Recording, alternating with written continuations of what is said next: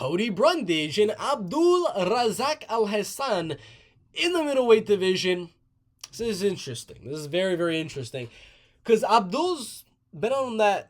There's a lot of fighters like this. They win one, they lose one, they win one, they lose one, they win one, they lose one. And he's kind of been on that for a while. In that every time he wins one, or if he wins two, or if he wins three, he loses that same amount right afterwards. Came in his debut, knocked out Charlie Ward, 53 seconds. Then he loses. Then he wins 3 in a row. You're like, wow, this dude's the next prospect. Knocked out Saba Homasi twice. Obviously, there was some controversy in the first one. Then he knocked out Nico Price in 43 seconds. 3 wins in a row. Everyone's like, oh my God, this dude's good. This guy, Abdul Razak Alhassan, is making a name for himself. He's legit. He was out for a full year, maybe 2 years.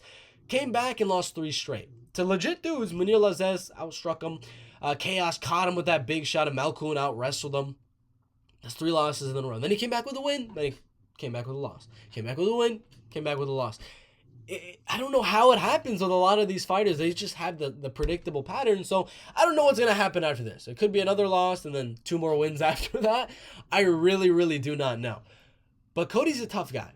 And I feel like if Abdul loses this fight, he could be out of the UFC. Because, again, he has equal wins to losses. Because, I mean, he's had the same thing happen every single time. 6 wins, 6 losses. And I really do believe his job could very well be on the line here against Cody Brundage. Cody, I don't know. What is he, 4-5?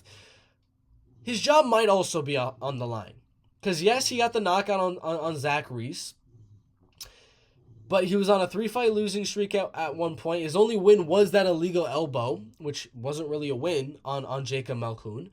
And, of course, he had the very impressive one. He slammed on the back of his head. That was a good win. Very, very solid win. But I really think the loser here, the UFC is either going to cut, or maybe it is just the last fight of one of these guys' contracts. I feel like it's do or die here. I feel like Abdul needs to go out there with like stellar takedown defense and just swing. Hope he lands on that chin of Cody Brundage. And I think he will. I think he will. I think he has the perfect style. Cody Brundage is a guy, he's good offensively in the wrestling. He's pretty decent in the defensive part of that as well. I mean, you could be like, oh, Bo Nickel. He's good in the defensive part of the wrestling. He doesn't really have to worry about that here with Abdul Razak Alhassan. But, again, I said Cody's good in his offensive wrestling. Abdul is good with his defensive wrestling. And he actually showed good offensive wrestling himself against Joaquin Buckley and actually almost won that fight when they fought 2.5 years ago. This fight is going to come down to, can Cody get the takedown? That's it. That's all. That's all I got for you. What are the odds on this one? Abdul's a slight favorite as well. Damn, I thought I was going to pick another underdog. Shoot. I was hoping Abdul was underdog. Damn. But yeah, I think Abdul has shown his wrestling, and obviously we know he has that judo background as well. I feel like Cody's striking is not really near Abdul Razak Alhassan's striking. And I feel like with the fact that he is the Judo Thunder, got good judo as well, and could defend these takedowns, it's going to be too much time on the feet for Cody to spend with Abdul Razak Alhassan. Too much time for him. And I know the only time he got knocked out was the ground and pound knockout on Dana White's Contender Series. That was like when I first started this channel. That's a crazy long time ago.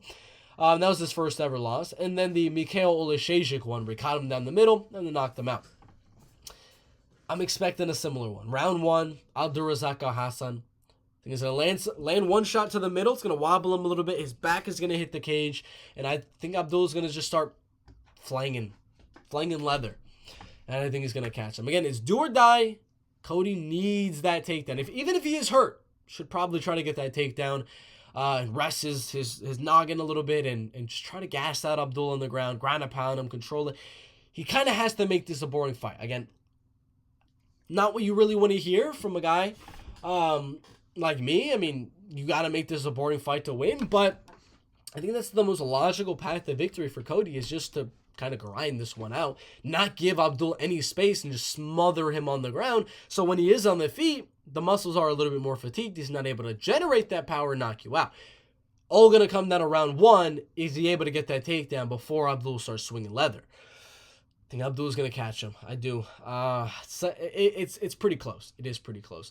But again, if Abdul's not able to catch him, like I'm saying it like it's a fact, Abdul's gonna catch him. If he's not able to catch him, it's in Denver. I think Cody could put on a pace later on in the fight and win those rounds, but I think he does catch him. So very, very close one as well. It's not one that I would say is close in terms of, oh, it could be a split decision. It's like, I feel pretty confident it's Abdul Razak Alhassan round 1 knockout, or it's Cody Brundage grinding, greasy, ground and pounding decision. That's kind of my feeling here. And Cody's no slouch on the feet either, but I think that'll be bad. If he's like, oh, I'm not that bad of a striker as well. I was able to go out there and who's the guy he knocked out? Dalsha Lungiambula, I believe, like 6 fights ago. If he's out there with the mindset of, oh, I think I have good striking as well, I don't have to go for the takedowns. That's exactly what Abdul wants. You to start going boom and get countered on the way in. So it's a good one. If Abdul wins, it'll be a good one. I don't think if Cody wins, it'll be that good of a fight, but should be interesting if it goes the way I'm predicting it. I got Abdul round 1 TKO.